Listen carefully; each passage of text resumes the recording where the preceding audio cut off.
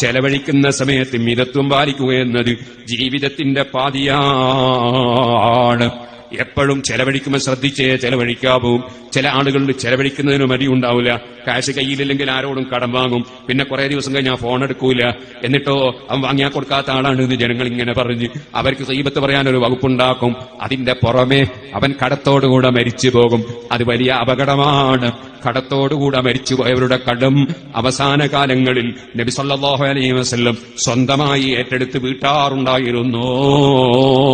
ആ ഒരു കഴിവും പ്രാപ്തിയും ഐശ്വര്യവും അവിടുത്തേക്ക് ലഭ്യമാകുന്നതിന് മുമ്പുള്ള കാലത്ത് ഒരാൾ മരിച്ചാൽ ഇദ്ദേഹത്തിന്റെ കടമുണ്ടോ എന്ന് ചോദിക്കും. ഉണ്ടെന്ന് പറഞ്ഞാൽ ഏറ്റെടുക്കാൻ ആളുണ്ടോ എന്ന് ചോദിക്കും. ആളുണ്ടെങ്കിൽ അവരെ കൊണ്ട് ഏറ്റെടുപ്പിച്ച് മയ്യിത്ത് നിസ്കരിക്കും. ആരും ഏറ്റെടുക്കാനില്ലെങ്കിൽ നബിതങ്ങൾ മയ്യിത്ത് നിസ്കരിക്കാതെ മാറി നിൽക്കും. നിങ്ങൾ നിസ്കരിച്ചോളൂ എന്ന് പറയും. കാരണം അത്ര ഗൗരവമാണ് കടത്തോടുകൂടെ മരിച്ചു പോവുക എന്നത് ബോധ്യപ്പെടുത്തുകയായിരുന്നു.